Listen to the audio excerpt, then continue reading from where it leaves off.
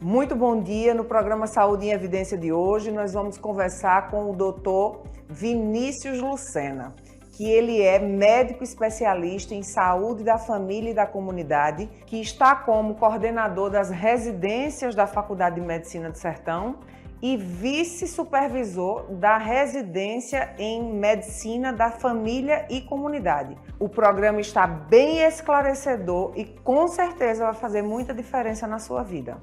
O Saúde em Evidência tem o apoio de Líder PE, Lojas LW, Memorial Imagem, Faculdade de Medicina do Sertão e Impact Soluções. Muito bom dia, estamos começando mais um programa Saúde em Evidência e que bom que você, mais um sábado, abriu as portas da sua casa para receber informações de qualidade. Nós estamos hoje com uma pessoa muito especial que vai falar conosco sobre uma área específica da medicina que faz tanta diferença. Vamos falar da área Medicina da Família e Comunidade.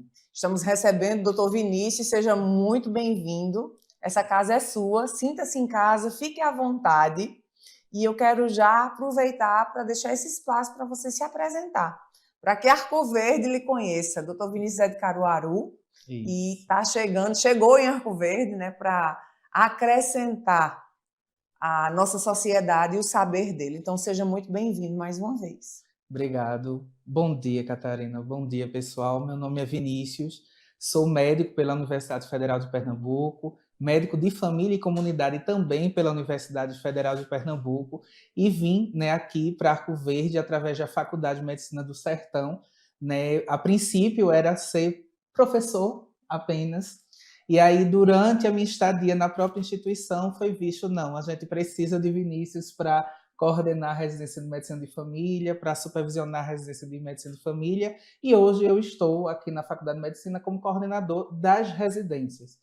Então, nós temos 3 programas: residência de medicina de família e comunidade, clínica médica e cirurgia geral, e eu coordeno as 3. E dentro da minha especialidade, que é medicina de família e comunidade, eu sou vice-supervisor da residência. Que coisa boa. Seja muito bem-vindo à nossa cidade. Certamente a gente tem falado sobre isso, né? Os ganhos que não só Arco Verde, mas como todo o entorno das cidades aqui do entorno têm aproveitado desde a chegada da Faculdade de Medicina do Sertão. A gente vê que já éramos um polo médico e agora está muito mais robusto, né? E de saber que nós temos aqui na nossa cidade 3 residências médicas é fantástico. A gente vai falar sobre isso, mas a gente vai começar falando e explicando a você que está em casa, que talvez ou muito provavelmente você não saiba, o que é que diferencia, doutor Vinícius, a medicina da família e comunidade das demais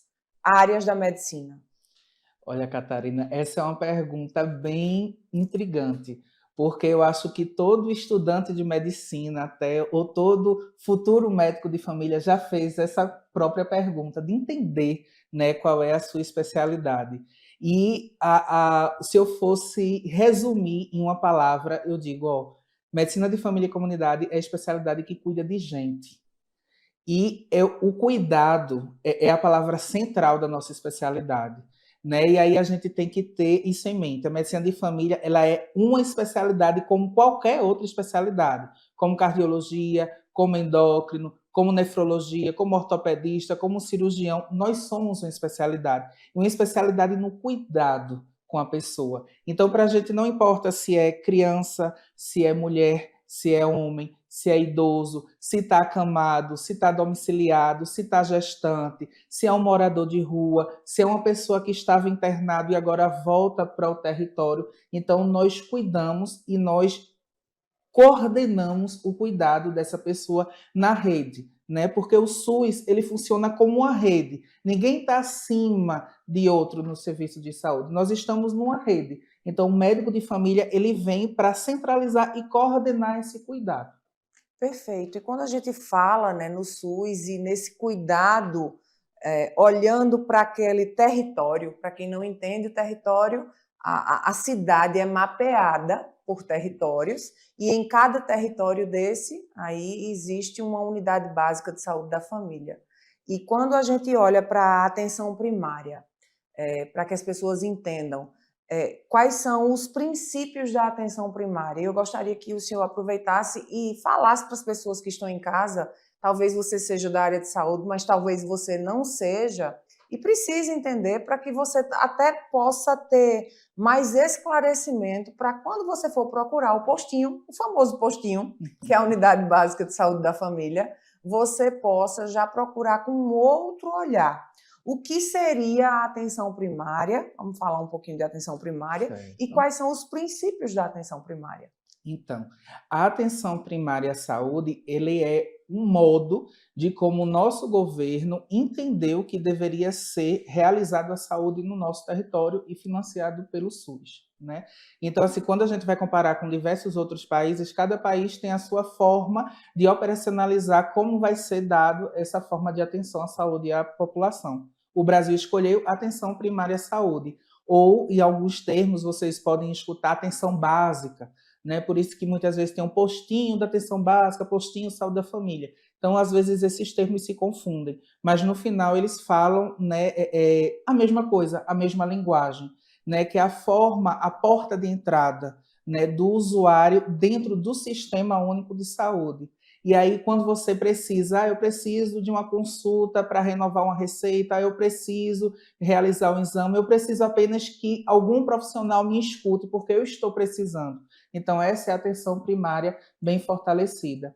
E a atenção primária, ela tem princípios e diretrizes, ela não surgiu do nada e nem veio como uma forma temporária, ela veio realmente para ficar, né? Uma atenção primária, ela bem fundamentada, ela bem custeada, ela vai melhorar a situação de saúde da população, de vocês que estão ouvindo, de uma forma muito proveitosa, né? Por quê? Os princípios do SUS, eles se convergem para a atenção primária. Então, a gente defende dentro da atenção primária a universalidade, ou seja, ninguém é melhor do que ninguém, todo mundo precisa usar aquele sistema. Outra também seria a igualdade, né? Todos somos iguais perante a justiça e perante o nosso sistema único de saúde. E outra forma também, a equidade. O que é equidade? É dar mais para quem mais precisa, né? Então, eu gosto de falar da equidade, uma imagem que alguém já deve ter visto em livros ou em algum outro ambiente, que tem 3 crianças, uma criança de 3 anos ou 4 anos, uma de 7, 8 anos e um adolescente já com 15 anos, com uma cerca, e por trás da cerca tem um jogo de futebol, tem acontecendo alguma coisa. E aí a igualdade, a universalidade diz, esses 3 são iguais, então vamos dar apenas um banquinho para cada um, para que eles possam visualizar o que está por trás da cerca. Mas quando dá o mesmo banquinho, da mesma altura, para todos, nem todos conseguem ver além a cerca, porque você não está sendo equânime, ou seja, você não está dando para quem mais precisa a real necessidade. Então, aí o contraponto é, para quem é menor, então aquela criança de 3, 4 anos precisou de 3, 4 banquinhos. Para quem tem uns 7 anos, precisou de 2. E para quem já tem 15, não precisou de nada. Então, isso é equidade, é a gente dar para quem mais precisa, né? Outra coisa também é a longitudinalidade, que nome grande, né? Assim, a gente muitas vezes confunde. Mas o que é esse ser longitudinal? É aquele paciente que a gente vai cuidar de todos os ciclos por muito tempo. Então, a gente cria um vínculo muito forte com o usuário. Era a minha próxima pergunta. Isso é bom. Estamos conectados. Estamos conectados. E a gente cria esse vínculo muito forte com... Porque o paciente, ele começa a entender que eu tenho um médico para chamar de meu, né? Isso. Então, esse vínculo é muito forte. Isso, a palavra, eu acho que quando a gente entra na medicina de família, 2 palavras muito fortes que nós defendemos enquanto especialista, é vínculo e longitudinalidade. Elas casam, né? E a terceira é cuidado, como eu já tinha falado. Então, elas se cruzam muito forte, né? Então, muitas vezes hoje eu já estou cuidando, né, na minha especialidade, de pessoas em que eu acompanhei o pré-natal. Hoje eu estou fazendo a puericultura, ou seja, eu estou cuidando da criança, então daqui a pouco eu vou estar cuidando dela na fase adulta e depois na fase do paciente idoso, né? Então, essa longitudinalidade de conhecer, né? Às vezes o agente comunitário de saúde faz assim, doutor, Dona Maria, ela está internada. E aí, por que está internada? E a gente vai no prontuário, recebeu alta, a gente vai visitar ela na casa dela. Por quê? O que foi que houve que determinou que ela fosse internada? E aí a gente pode fazer esse cuidado, né, mais de perto, mais junto. Né? Assim, a minha especialidade eu amo de paixão, eu sempre vou defendê-la. A gente vê, dá para ver, é notório que você ama o que você faz. Esse cuidado centrado na pessoa que você falou, é muito importante a gente falar e ressaltar que a medicina da família e comunidade é exatamente isso, é o cuidado centrado na pessoa. Quando a gente fala nesse tipo de cuidado centrado na pessoa, na prática, isso quer dizer exatamente o quê?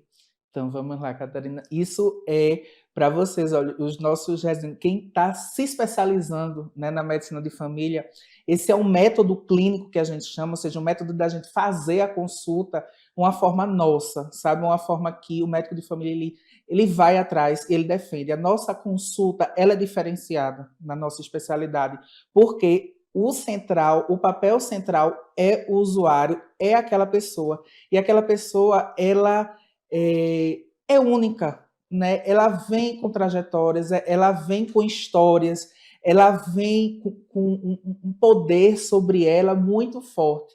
E quando a gente não centra o cuidado na pessoa e vai centrar o cuidado na doença, ou seja, a Catarina é uma pessoa com tuberculose, tuberculose, ela é tuberculose. Não. Quem é Catarina? Da onde ela veio? Para onde ela vai? Por que ela se infectou com a tuberculose? Qual é a experiência que ela tem com a doença? Por quê? O que é que ela acha? O que é que ela espera de mim? Né? É engraçado isso, Catarina, porque essa é uma pergunta dentro do método, né, do cuidado centrado na pessoa que a gente faz. O que é que você, usuário, espera de mim, enquanto médico? Para a gente tentar entender e tentar balizar quais são os objetivos do usuário e quais são os meus objetivos enquanto profissional de saúde. E a gente chegar num acordo. E eu sempre digo, o método clínico centrado na pessoa, ele vai dialogar com o paciente para tentar propor aquilo que o médico acredita que é melhor para você. Mas não necessariamente o que o médico acredita que é melhor para mim é o que eu acredito que é melhor para mim. Então, eu preciso entender o que é que o paciente entende da doença, o que é que o paciente entende da saúde, o que é que o paciente entende das relações familiares, das relações com a comunidade, né, das relações com o todo, para eu poder entender, né, e conversar com ele, pactuar com ele metas. Né? Eu sempre digo para os meus pacientes e para os meus alunos, para os meus estudantes, para os meus residentes, não adianta, por exemplo, eu dizer para o meu paciente, o meu usuário, que ele deve se alimentar de uma forma melhor, se eu não sei se ele está empregado, se ele está desempregado, se tem alguma coisa, se alguém da família está passando por algum problema. Então, se eu não pergunto sobre isso, o usuário ele vai dizer, tá certo, doutor, tá certo, eu vou me alimentar melhor. Ele saiu, não vai fazer. Ou a gente passa um remédio para o paciente, você tem, e aí, né, tem virose, tome isso, e passa. Tudo é virose. Tudo é virose. Então, gente, não conversou comigo, não me examinou, não me entendeu no contexto. Que remédio é esse? Por que eu vou tomar? Porque eu tenho que tomar assim, eu posso tomar de manhã. Então, você não conversa com você, não centraliza o cuidado do paciente chega, não sigo. Né? E dentro da nossa especialidade, né, da minha especialidade, eu recebo muitos pacientes que vêm de outros especialistas focais, que a gente chama, porque é só um foco. Então, cardiologista, o foco dele é só coração. Neurologista, o foco dele é só o cérebro. E a gente é o cuidado todo, como integral. Todo. Então, aí vem o paciente que vem do especialista focal e diz assim, doutor, eu não gostei da consulta, ele nem olhou para mim, ele não me perguntou nada e me passou esse remédio. Eu não entendi porque eu vou ter que tomar esse remédio. Não comecei a tomar o remédio. Né? E a gente vai entender, vai conversar por que ele passou, vai examinar o paciente, vai entender, né, as relações, vai classificar o paciente, que é um bom médico de família, é um bom clínico mesmo. né? Então, ele vai entender também da parte clínica e vai conversar com o paciente e dizer, olha, o cardiologista provavelmente pediu para você tomar, porque não é mandar, porque ninguém manda no Sim. outro, pediu, orientou que você tomasse essa medicação por causa disso, disso e disso, né? Então, o método centrado na pessoa, que a gente chama MCCP, que é o método clínico centrado na pessoa, é justamente isso. É o grande diferencial da nossa especialidade para as especialidades focais. Tenho certeza que você que está em casa já começou amando o programa de hoje, com muito esclarecimento. Eu vou chamar um breve intervalinho comercial e daqui a pouquinho a gente está de volta. Aqui na Impact, nós entendemos que cada negócio é único. É por isso que oferecemos uma variedade de serviços personalizados para atender às suas necessidades específicas. Desde o desenvolvimento de sites modernos e intuitivos até o design gráfico criativo, passando pelo gerenciamento estratégico de mídias sociais. Também contamos com uma consultoria dedicada a fornecer soluções estratégicas em finanças, gestão de dados e logística para empresas de todos os portes. Estamos aqui para ajudar sua empresa a se destacar no mercado. Com a Impact, você terá acesso a uma equipe dedicada e experiente, pronta para impulsionar o seu sucesso. Vamos trabalhar juntos para alcançar seus objetivos e superar suas expectativas.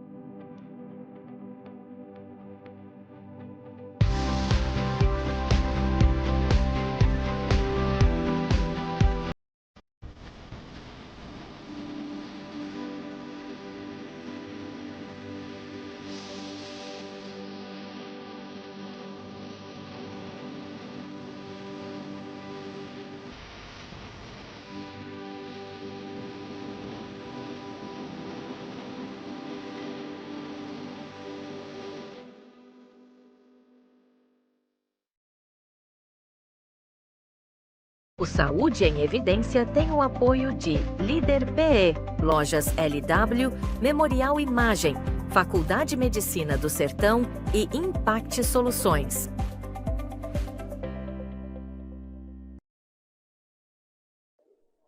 Estamos de volta para mais um bloco do programa Saúde em Evidência. Doutor Vinícius, gostaria que a gente falasse agora nesse bloco, pensei em falarmos nesse bloco sobre a relação entre a medicina da família e a saúde pública, né? É importante a gente falar as políticas públicas, porque a gente sabe que tudo gira nesse entorno, né? Precisamos de políticas públicas para que a medicina funcione, para que as coisas na sociedade funcionem.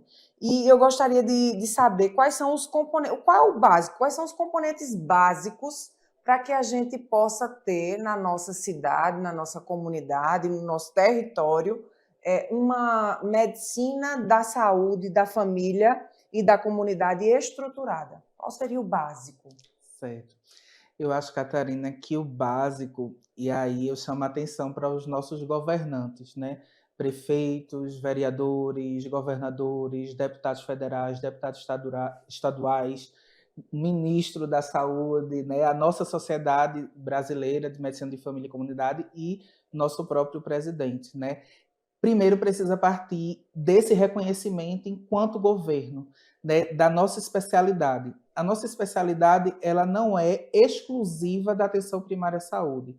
Eu posso abrir um consultório e atender como médico de família e comunidade, mas o Brasil incorporou que o melhor especialista para estar na frente da atenção primária à saúde é o médico de família e comunidade. Então precisa que o governo realmente entenda isso, sabe? Porque eles dizem, todas as nossas portarias, a PNAB, que a gente chama que é a Política Nacional da Atenção Básica, né, a nossa sociedade corrobora. Não, o médico de família é o médico especialista mais indicado para atender a atenção primária à saúde. Mas precisa que o governo não só diga no papel, não só escreva, e não só diga em palestras, sabe, enaltecendo a nossa especialidade, mas eles precisam colocar as mãos na massa. né, precisa chamar esse especialista para trabalhar nas suas cidades. Hoje, nós não temos especialistas, médicos especialistas na medicina de família para cobrir todo o território nacional. Mas já tem um movimento muito grande, né? E aí vem várias formas, com críticas, sugestões em relação a elogios, em relação aos mais médicos pelo Brasil, que tenta fomentar essa questão, a Jesus, que tenta também fomentar o médico de família, mas a gente hoje ainda não temos, né, essa cobertura nacional desses especialistas, mas estamos caminhando para. Só que hoje ainda a gente vê uma grande desvalorização a território municipal em relação à nossa especialidade. Eu acho que isso é o primeiro passo, é os nossos dirigentes entenderem a nossa especialidade e a nossa importância para estarmos atuando. É exatamente a minha próxima pergunta. Como é que você vê isso, né? Como o médico da família ele contribui, porque é necessário que o poder público entenda que não é só dizer que o médico da saúde da família é importante, mas valorizar, inclusive financeiramente, inclusive com recursos, com o mínimo, né, para se trabalhar ali dentro daquele território. Qual é a importância? Porque talvez, e tomara, que alguns dos nossos telespectadores de hoje, ou que vão assistir depois no YouTube esse programa, despertem para isso, para essa importância.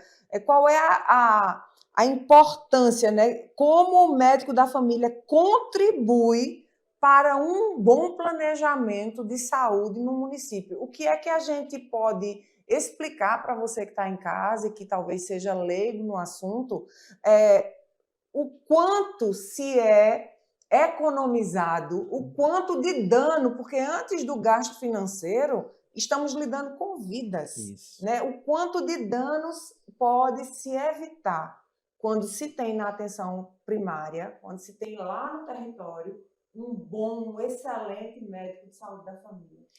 É bem interessante isso, Catarina. Infelizmente, no nosso país, não existe muitas pesquisas em relação a custos. Isso é uma deficiência geral no Brasil.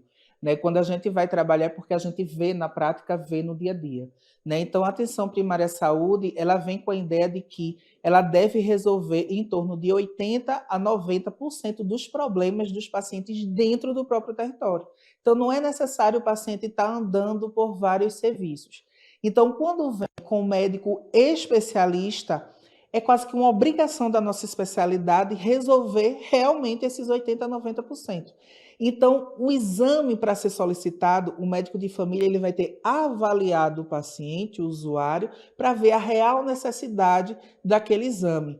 Né? A prescrição de um remédio vai ser avaliado para ver se há uma real necessidade do remédio. E para ser encaminhado para um outro especialista, para um serviço de urgência, para um serviço hospitalar, vai ser avaliado se há realmente a necessidade. Aqui eu não estou dizendo que o médico de família é aquele que vai dizer, eita, esse paciente aqui não recebe, esse paciente recebe. Não é isso. A nossa avaliação ela é baseada em protocolos e diretrizes clínicas, né, que nos fornece segurança para a gente dizer, esse paciente, eu preciso de uma avaliação com cardiologista, mas esse outro paciente, pela avaliação, eu continuo cuidando dele aqui no território. E outra coisa, quando a gente referencia o paciente para um outro especialista focal, a gente é obrigado, dentro da nossa especialidade, continuar o cuidado. Então, não é porque ele está no outro médico que ele vai ser abandonado. Não, ele é nosso paciente. E eu só pedi uma opinião de como vou conduzir melhor aquele paciente, porque dentro da clínica, da situação clínica familiar, às vezes é uma opinião de um assistente social, de uma nutricionista, de um fisioterapeuta, para eu poder cuidar melhor daquele usuário. Então, não necessariamente é só eu encaminhar para os médicos. Então, o que é que isso vai fazer? Isso vai melhorar as filas. Hoje, as filas quilométricas, para a gente ter uma avaliação pelo cardiologista, para um nefrologista, para um ortopedista, para um endócrino, e muitas vezes são problemas que dá para ser cuidados dentro da atenção primária à saúde. Mas, para isso, precisa-se ter médicos especialistas nesse cuidado. Porque, senão, o que a gente vê hoje ainda, né, muitos, por exemplo, os recém-formados, são médicos generalistas, Não estou dizendo que não é para eles trabalharem, é para eles trabalharem, mas eles não são especialistas, né? Então, muitas vezes eles acabam tendo dúvidas, ou eles acabam não tendo o método clínico centrado na pessoa tão seguro, ou eles acabam não tendo conhecimento daquela clínica do paciente, e já o especialista não. Então, esse médico acaba encaminhando muito e o médico especialista de saúde da família não, ele acaba referenciando menos, porque ele entende o seu papel dentro da comunidade e ele executa-o com maestria. Agora, para isso também a gente precisa ter fomentos, né? E aí, uma coisa, Catarina, que me chamou a atenção, hoje eu tive uma reunião com os meus residentes e hoje, dentro do município, por exemplo, os meus residentes que estão se formando para ser especialistas não conseguem solicitar um eletrocardiograma. Então, veja que visão um pouco contraditória. Ele precisa encaminhar para o cardiologista solicitar um eletro, para depois o cardiologista avaliar se é um paciente que vai ficar para o cardiologista ou se ele vai voltar para a comunidade. Esse caminho não é assim. É o médico de família que, dentro da avaliação dele, ele é um paciente hipertenso. Então, dentro do protocolo clínico da hipertensão, né, que é da pressão alta, anualmente o paciente tem que fazer um eletro, que é para a gente vigiar. Então, eu vou, dentro da minha especialidade de medicina de família, solicitar um eletro. Vi uma alteração do eletro. Eita, eu sei conduzir aquele caso, ok, vou conduzir aquele caso. Eita, eu não sei, estou em dúvida, vou referenciar para o cardiologista. Então, quando ele chegar no cardiologista, ele já vai chegar pronto. Ele já vai chegar com a avaliação clínica pronta, ele vai chegar com os exames laboratoriais prontos. Então, ele não fica peregrinando de, eita, o médico, eu fui para o postinho, aí do postinho eu vou para o cardiologista solicitar um eletro, para depois de marcar uma consulta para ele avaliar, e demora muito. E às vezes o paciente que precisa de uma atenção mais rápida se perde nesse processo e a gente acaba, às vezes, perdendo o paciente e o paciente tendo que dar entrada numa urgência por uma situação mais séria que poderia ter sido conhecido logo para a gente, quando a gente tem esse poder de solicitar alguns exames, né? Eu não estou falando aqui que então todo médico vai solicitar, não, são médicos especialistas em formação, são os nossos médicos já especialistas que estão na rede, que eles poderiam fazer, né? Então essa é a visão. E mais uma vez a gente vai para um breve intervalo, mas daqui a pouquinho a gente está de volta. Espero você! Conheça as lojas LW, a história de sucesso de Arco Verde que começou há 38 anos. Desde o primeiro móvel vendido, a visão era clara: oferecer qualidade e inovação para todos os lares. Hoje somos líderes em móveis e eletros, com design e tecnologia que transformam casas em lares. Na moda, vestimos suas emoções com estilo e no esporte, equipamos suas aventuras com paixão. E na LW Sapatos, garantimos durabilidade e elegância em cada passo. Lojas LW, tudo para você. Aqui na Impact, nós entendemos que cada negócio é único. É por isso que oferecemos uma variedade de serviços personalizados para atender às suas necessidades específicas. Desde o desenvolvimento de sites modernos e intuitivos até o design gráfico criativo, passando pelo gerenciamento estratégico de mídias sociais. Também contamos com uma consultoria dedicada a fornecer soluções estratégicas em finanças, gestão de dados e logística para empresas de todos os portes. Estamos aqui para ajudar sua empresa a se destacar no mercado. Com a Impact, você terá acesso a uma equipe dedicada e experiente, pronta para impulsionar o seu sucesso. Vamos trabalhar juntos para alcançar seus objetivos e superar suas expectativas. O Saúde em Evidência tem o apoio de Líder PE, Lojas LW, Memorial Imagem, Faculdade Medicina do Sertão e Impact Soluções. Estamos de volta para mais um bloco do programa Saúde em Evidência e agora a gente vai entrar num assunto que eu particularmente gosto muito e eu tenho certeza que vai ser bastante esclarecedor para você que está em casa. Doutor, como é que é a abordagem biopsicossocial? Primeiro a gente vai deixar o senhor falar sobre isso, né? Explicar o que é uma abordagem biopsicossocial, qual a importância dela dentro do contexto da medicina, da família e da comunidade. Certo. Catarina, essa é uma pergunta bem intrigante, né? Porque aí vem das brigas do conceito do que é saúde, do conceito do que é doença, lá de trás, né? Então, dentro da história, né, da saúde, tem uma questão de que quando foi descobertas as bactérias, os vírus, os protozoários, né, os bichinhos, os famosos bichinhos que causam as doenças, então meio que se focaram nisso, né? Se focaram a doença, aquilo que está causando. E esqueceram que tem uma pessoa que está adoentada, né? E muitas vezes, e aí quando a gente traz, por exemplo, a doença da mente, não existe uma bactéria, não existe um vírus, mas existe uma pessoa, a mente doente, né? E aí a análise biopsicossocial, ela vem com isso, com essa pegada. Né? Não, eu não vou priorizar a doença, né? Eu vou priorizar o indivíduo e suas relações. Então, é o indivíduo com ele mesmo, como é que ele se entende, e esse indivíduo dentro da comunidade, dentro da família, né? Porque muitas vezes, por exemplo, dentro da saúde mental, um paciente que tentou suicídio ou que pensa em tirar a própria vida, né? Então, muitas vezes a gente utiliza a comunidade, utiliza a família e faz uma pergunta e faz assim: por que você não fez isso até hoje?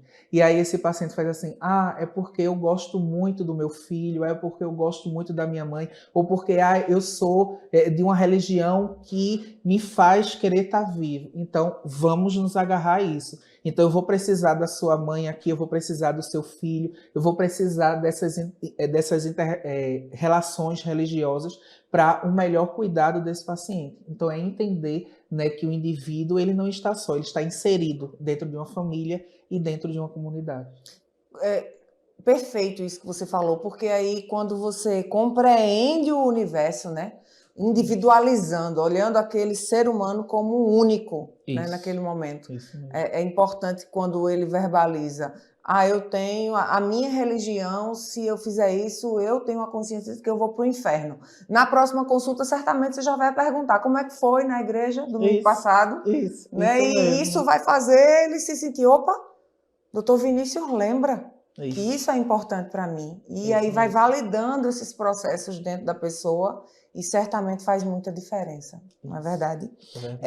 Gostaria que conversássemos agora sobre os principais instrumentos utilizados dentro de uma consulta, como é para você que está em casa e nunca passou por um médico. Eu nunca passei, então eu sou uma que quero saber, estou bem interessada em saber como é, na prática, uma consulta com um médico de saúde da família e comunidade. Quais são os principais instrumentos que vocês usam para essa abordagem? Olha, Catarina, o engraçado é que o instrumento é um instrumento pessoal do médico, que é o ouvido e os olhos.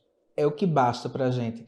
Tanto é que a nossa sigla da nossa especialidade é MFC, né? Médico de Família e Comunidade. E muitas vezes, num tom de brincadeira, a gente faz a medicina de fofoca e comunidade.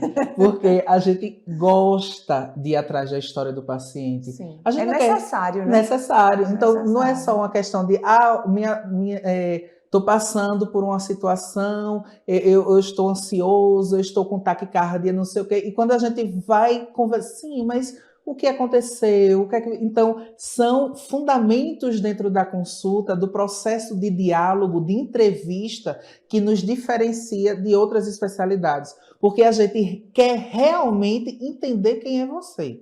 Né, quer realmente entender o que você está passando. Não é só, é uma dor no joelho, então o ortopedista vá para a fisioterapia e tome esse anti-inflamatório. Não, peraí, você trabalha com o quê? Eita, você trabalha muito tempo sentado, trabalha muito tempo em pé, eita, é costureira, desfia muito tecido, muito pano, eita, então... Tá levantando para beber água? Não, eu estou com dor nas costas, passo muito tempo, doutor. Então, a gente vai começando a entender como é o dia a dia. E tem muitas doenças, Catarina, ou muitas atribulações que os nossos usuários passam, que a gente precisa entender. Não é remédio. Então, vamos supor que eu passasse 10 horas do meu dia sentado. Eu vou ter dor na coluna, eu vou ter dor no joelho. Não tem como Não tem ter. como. Aí eu vou dizer, não, toma esse remédio que vai passar. Ou eu Não vou vai. dizer, não vai. Ou eu vou dizer assim, então se demita do seu trabalho. Não pode. Não pode. Então, a gente, você não pode. Então, a gente, peraí. Então, criar vamos uma tentar estratégia, organizar. Se você, a cada 2 horas trabalhadas, você pode se alongar, você pode se levantar, pode se espreguiçar, pode fazer alguns movimentos. Posso, doutor? Ótimo. Isso já vai ser uma grande melhoria para você. Então, a gente é preocupado em entender esse paciente e entender como é que ele se cerca. Então, os nossos equipamentos é ouvido e olho. Existem algumas doenças que a gente precisa estar procurando, porque são doenças que, se a gente encontrar muito cedo, o prognóstico, ou seja, a chance do paciente de ter cura ou de ter uma melhor sobrevida é melhor. Então, são doenças, são estudos que nos favorecem para a gente fazer o rastreio de determinados tipos populacionais ou de determinadas idades. Por exemplo, pacientes acima de 35 anos, a gente tem que estar rastreando para ver se o paciente vai ter diabetes ou não vai ter diabetes. Mulheres, aí é pelo Ministério da Saúde, mulheres acima de 50 anos até 69 anos. Então, a gente tem que ir em busca se ela tem algum grau, alguma possibilidade de câncer de mama.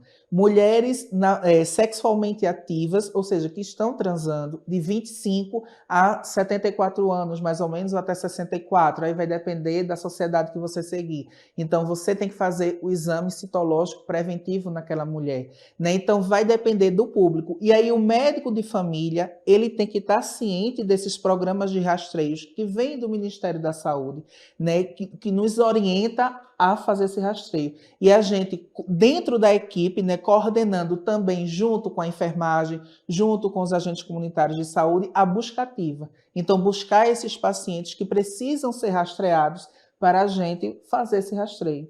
E dentro das consultas, muitas vezes o paciente vem, não, doutor, eu só vim renovar a receita, certo, mas você já fez sua mamografia, você já fez o seu exame de lâmina, os seus exames laboratoriais, quando fez, já mediu sua pressão? Então, o paciente que não é hipertenso, ou seja, que não tem pressão alta, ele deve ser aferido pelo menos uma vez por ano sua pressão. Então, são medidas que a gente faz no processo de consultagem, né, de toda a consulta, a gente está vislumbrando algum grau de rastreio para determinado tipo populacional. Doutor Vinícius, e é exatamente aí, quando a gente fala sobre esse assunto, que a gente entende a importância do médico da saúde da família e da comunidade também e, sobretudo, na prevenção e promoção de doenças transmissíveis, né? Isso aí é fundamental. Fundamental. Vamos falar um pouquinho sobre isso? Vamos Pode sim. ficar à vontade, porque a gente sabe que hoje as doenças crônicas transmissíveis, elas precisam ser faladas. A gente fala sobre muita coisa e parece que a gente tem negligenciado muitos assuntos que são antigos, mas que precisam voltar a ser atuais e falados de uma forma com tranquilidade. Não é verdade? Isso mesmo, Catarina. E assim, as doenças crônicas, né, não transmissíveis, elas hoje, quando a gente vai pensar aquilo que eu falei um pouquinho atrás, de como a gente entende a saúde, como a gente atende a doença, também passa por essas questões também, né? Então, a sobrevida, ou seja, a quantidade de dias, de anos que a gente vive, aumentou, né? Antigamente, não, porque a gente tinha muitas doenças infecciosas, né? Então, a gente tinha muita hanseníase, muita tuberculose, muita diarreia, muitas crianças no nosso sertão, no nosso Nordeste, morreram por desidratação de diarreia. Então, houve uma mudança estratégica da política nacional para combater isso. Então, hoje, a gente, graças a Deus, a gente tem menos pessoas morrendo por doenças infecciosas e mais pessoas vivendo com doenças crônicas não transmissíveis. E aí é uma grande linha que a gente tem que estar em atenção, né? Então, a diabetes, o colesterol alto, a pressão alta, as doenças, os cânceres, né? Então, são doenças crônicas que eu não pego. Se eu tenho pressão alta, e me cuide, tá, gente? Me cuide.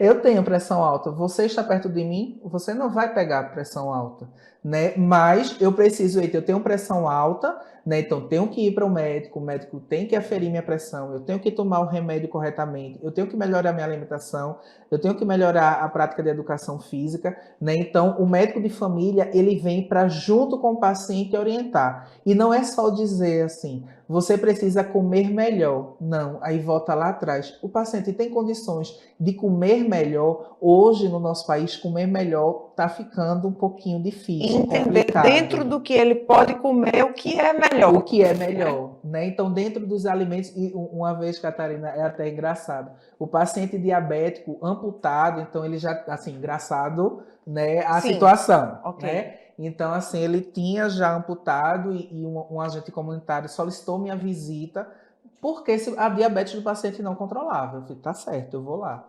E aí conversei com ele, não, mas eu tô me alimentando bem, tá tudo certinho, eu tomo minha insulina, tudo certinho. Tá certo, você me permite eu ir lá na sua cozinha, abrir as portas dos armários para eu ver o que é que você tá comendo? Ele pode ir, doutor. E aí, quando eu abri... Uma goiabada. Não era goiabada, não. Era a fuba, aquela fuba Sim. branca. Assim, eu acho que não tinha menos de 20 pacotes, não.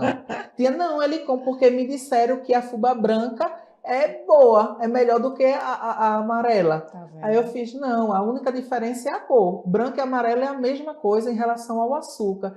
Então, o que é que está acontecendo? Vocês estão com dinheiro? Como é que está? E aí vai entender, não, disseram a ele que a fuba branca é melhor do que a amarela, ele não estava com muitas condições financeiras, então ele aí estocou a fuba branca. E aí o médico de família não, vai lá na casa, veja que visita liberdade. domiciliar, isso é maravilhoso. Eu sou apaixonada por isso. E que liberdade de você entrar na casa, no território do outro.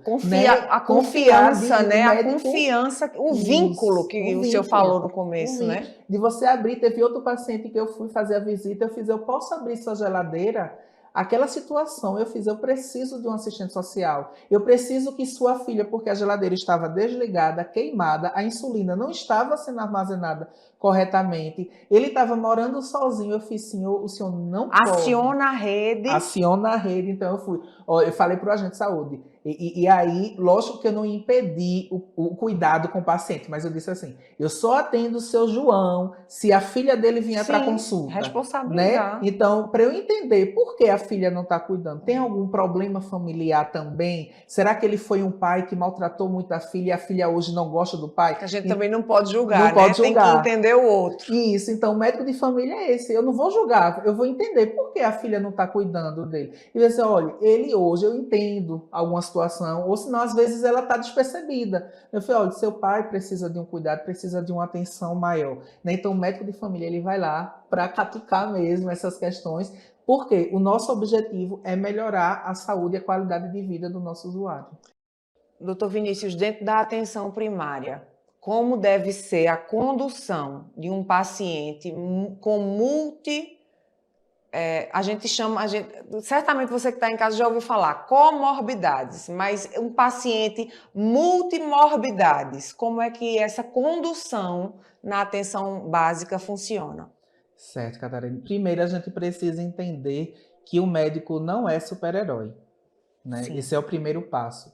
O médico, ele é dentro da equipe, né? Então, é um paciente que é com muitas comorbidades, então eu não vou conseguir ajudar aquele paciente sozinho. Esse é o primeiro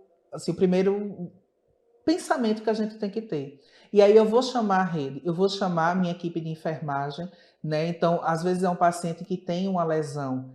Médico, minha gente, quem sabe de lesão é os enfermeiros e as enfermeiras. Médico, a gente aprende, entende, vê as lesões, mas quem estuda, quem se especializa nisso é o enfermeiro. Então, se o paciente tem uma lesão, chama a enfermagem. Olha, veja aqui esse paciente comigo, veja essa lesão. Eita, é um paciente que está muito desnutrido. Eita, eu vou chamar a nutrição, porque precisa de um suplemento. Será que precisa mesmo do suplemento? Qual suplemento? Eu vou passar, e aí chama a nutrição. Eita, é um paciente que teve um derrame, teve um AVC, e hoje está acamado. eita, eu vou já orientar a fazer alguns exercícios, mas eu vou pedir uma opinião do fisioterapeuta. E aí a gente se mune, né, de outras visões, de outras especialidades, de outras áreas de saúde para melhor o cuidado daquele paciente. E tem até aqueles casos que, dentre dos comorbidades, existe aquele que é de extrema comorbidade. E aí a gente precisa fazer para aquele paciente especial que a gente chama de PTS, que é um projeto terapêutico singular. Que aí a gente tem uma rodada de conversa, até o agente de saúde recepcionista que conhece aquele usuário que a gente está fazendo, vai participar da reunião, o próprio usuário, a família, né, ou aquele que ele não, é o padre que me ajuda, é o pastor que me ajuda. Então, chame ele para estar presente. Então, outras especialidades, e a gente cria um plano de intervenção para aquele usuário, né? Então, assim, quem tem domínio disso é o médico de família.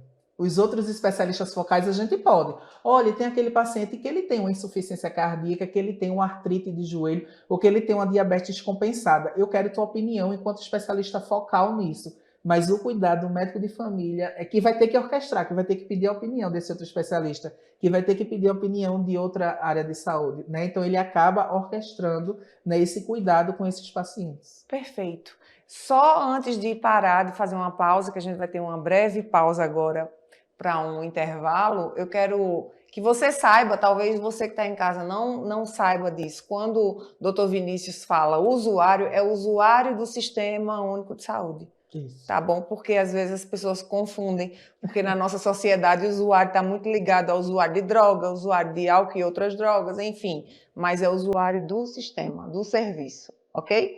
Um breve intervalinho e a gente volta daqui a pouco. O Memorial Imagem está dentro do Hospital Memorial Arco Verde, o que lhe proporciona a segurança de um ambiente hospitalar, além de contar com vários serviços num só lugar: tomografia computadorizada, mamografia, ultrassonografia e raio-x. Os equipamentos possuem uma alta resolução e agora também com um novo tomógrafo de última geração e potência elevada. Tudo isso funciona 24 horas por dia, alinhado a uma equipe especializada, que oferece agilidade e confiança na execução dos resultados. O atendimento humanizado é um dos princípios norteadores para transmitir todo o respeito a quem mais importa: você, paciente. Memorial Imagem, qualidade faz diferença na sua saúde.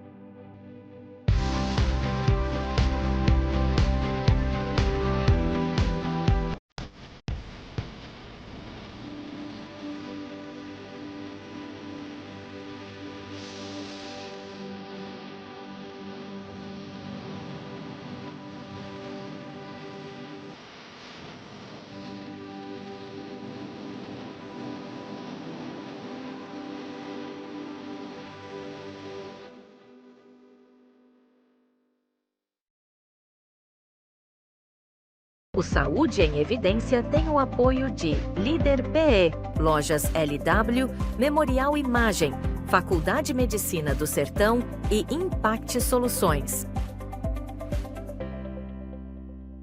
Estamos de volta para mais um bloco do programa Saúde em Evidência e, com certeza, a gente hoje abriu a mente de como funciona, né, nos bastidores, de como é importante a gente conhecer o nosso território, ali, a comunidade onde a gente vive e saber que tem o profissional, né, essa pessoa, esse médico que cuida, que é especialista em cuidar não só de você como indivíduo, mas cuidar também, olhando o indivíduo nesse contexto de coletividade, né?